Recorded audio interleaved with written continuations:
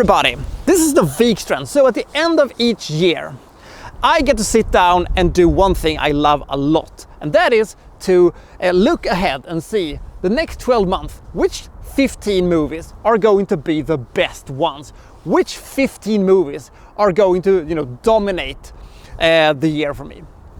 Usually that is a thing that brings me so much joy, but this year it was a little different. When I was going through this one, I know to myself that this doesn't look very impressive actually, so at the end of the day I could only muster up 10 movies that I think is going to be so good that they deserve to be placed on a top 10 list of the year.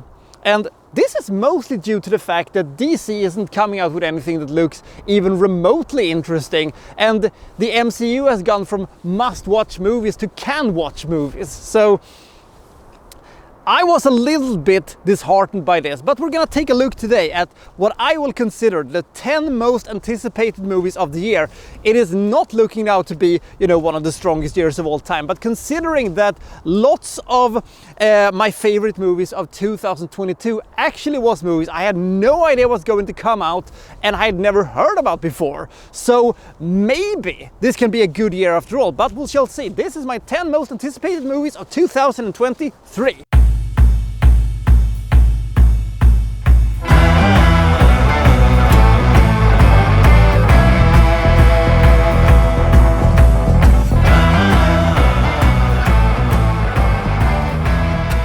Number 10, Across the Spider-Verse. I think that Into the Spider-Verse is the best Spider-Man movie that has ever been made. I think it beats out, the Garfield ones, the Maguire ones, and the Holland ones. I thought it was so creative, it had so much fun to itself, that I actually think that this might be the best superhero movie that is going to be released in 2023.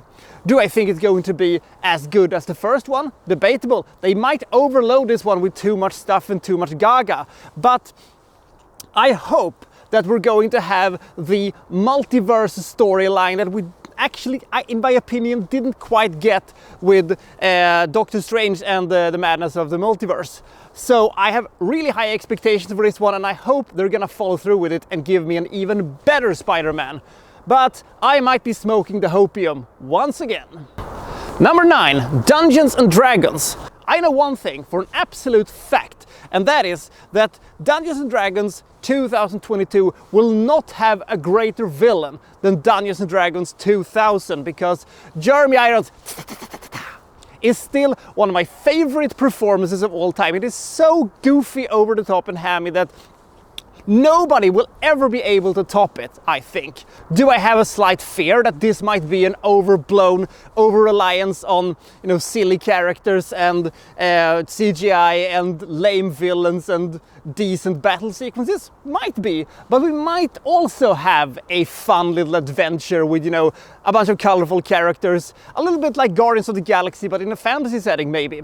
The trailer, which by the way is bonkersly good, you should go and check it out, actually made me think about the Guardians of the Galaxy when I saw it, maybe because they were using Led Zeppelin, always a plus for me. And because I'm so starved on good fantasy, a decent fantasy movie actually might be enough for me to say, yeah, that's good. Let's hope it will be good, shall we? Let's hope at least that it is better than the 2000 ones. Oh dear. Number 8, Untitled Quiet Place spin-off. When it comes to modern horror movies, one thing I love more than anything else is probably A Quiet Place. Both movies, the first one and the second one. The first one is a little bit better, but I love the concept of the whole thing. I love how committed they are to the gimmick of the movie. And the thing is that silence is such a powerful tool in a horror film. And I don't know what this movie is going to be about. I was hoping that we were going to get a third movie in the series of, A Quiet Place, but maybe they're saving that up for, 2024 or something like that. I just hope that we're gonna get the same amount of fun stuff, maybe with new characters, we shall see, even though that Emily Blunt will be sorely missed. And do I think it's going to be as good as A Quiet Place Part 2? I don't know, but let's hope for that, shall we? I'm polling for this one.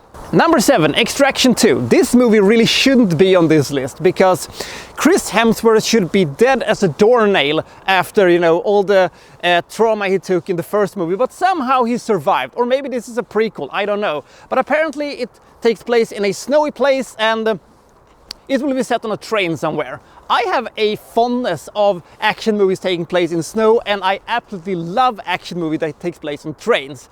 And my man crush of all time, Chris Hemsworth, is going to beat some ass and kick some heads in and shoot the rest of them. I think that this might be a really fun, intense, uncomplicated and spectacular action movie. They don't make a lot of those, so high hopes for this one, and hopefully they can get in one of those, you know, fakishly looking, you know, shot in one take kind of a thing that they did in the original one. But since, of course, Carter that came out 2022 made you believe that you could actually potentially do a movie that kind of looked like it is shot in one take. Maybe they could do the entire movie in that sentence. I don't know, but I have high expectations for this one. This might be a lot of fun, or it might be just the same movie with the same plot set in a new location, which will make it not as good, but we'll see. Number 6, Knock at the Cabin. Define madness. That is trying the same thing over and over and over again, but expecting a different result.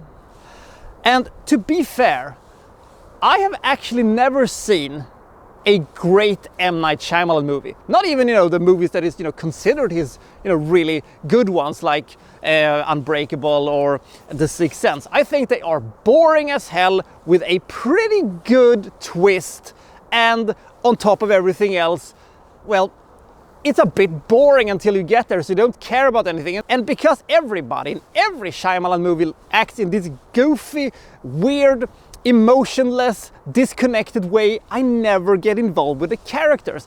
My favorite movie of his is actually Glass, in my opinion. Weird choice, but hey, what you gonna do? The thing is that even though this movie might be horrible bad, or maybe this movie is fantastic, I don't know, but I'm always curious because it is going to be something that we don't quite know where it's going. It might have a fantastic twist, it might have fascinating characters this time. Maybe this is the movie where we actually get to see M. Night Shyamalan pull off a movie that has a good start, a good middle, and a good ending. I don't think he has so far pulled off a single movie with all three of them being that. But A Knock at the Cabin, I have absolutely no idea what the movie is about. I have no idea what, you know, the actual plot of the movie is. I've seen the little teaser. That was enough for me to say, I'm gonna put this on the list. I'm gonna put this on the list and see if it's going to work. Did it work with Old? It did not. But maybe this might be a good movie. I have no idea, but we'll see. Number 5, Operation Fortune. This movie is here mostly because of name value, because I love Guy Ritchie as a filmmaker, and I absolutely loved Gentleman. I thought that Wrath of Man was pretty okay, nothing spectacular, nothing fantastic, but a pretty damn good movie. But Jason Statham and Hugh Grant in an action comedy sort of a movie directed by Guy Ritchie, I'm all here for it. This can be a lot of fun. This can be one of these, you know, funny, whippy, snappy, and hilarious action comedies, or it might be lame. I don't know, but I think this has the potential of being the best Jason Statham movie for a very long time. Number 4, John Wick 4. Who knew that shooting a dog would not only revitalize Keanu Reeves' acting career, it will also create an entirely new style of movies, and it would create one of my favorite action series that has been made over the past years. I think that all the John Wick movies have been a lot of fun, and they have just, you know, upped the levels ever since. And I think that number 4 might be the best one yet. Is it going to be ridiculous? Yes. Is it going to be virtually the same movie that they have been doing for the past 3 entries? Probably, but I'm not getting tired of them yet. And they are just so fun and entertaining that I'm willing to put up with this nonsense if that allows me to look at Keanu Reeves shooting people in the head for 2 hours. I'm really pumped for this one. Number 3, Mission Impossible: Dead Reckoning. Ladies and gentlemen, this is the 7th Mission Impossible movie.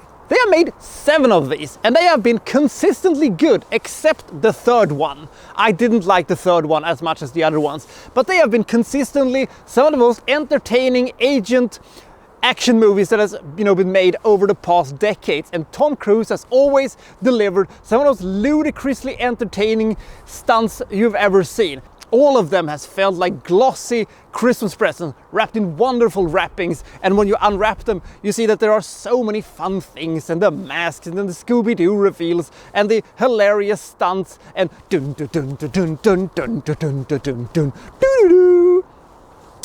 They have been some of the movies I've been looking forward the most to, and can they make a better movie than the last one? I hope so, but most of all I hope they can make a better movie than my favorite one, which is of course the wonderfully stupid and endlessly entertaining Mission Impossible 2. They will probably not do a movie that is as good or as entertaining as that movie was, but bloody hell, that movie fucking ruled. I have so much hope for this movie. I think this is gonna be so much fun. Let's just hope that they can end this thing, on a high note, and it can be regarded as one of the greatest action series of all time. Is it better than Bond? Yes, it is. Number 2, Oppenheimer. Christopher Nolan is back again, which means only one thing: he will make the best or second best movie of the year. And if he doesn't do that, it is a travesty. I have been one of these super fanboys of Christopher Nolan ever since Memento. I think Memento is still maybe one of his greatest movies of all time, but he has been consistently putting out some of the greatest movies in cinema history. There has been a few duds here and there. Insomnia wasn't fantastic, Dunkirk wasn't fantastic, but the rest of his movies have sort of been some of the best things I've ever seen.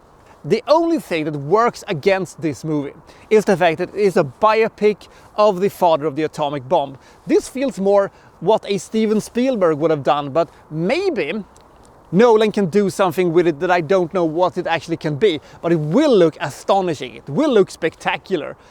But I just hope that this does so well at the box office that he can greenlit something that will be as mind-blowingly awesome as, let's say, Tenet or Inception or something like that, or Interstellar.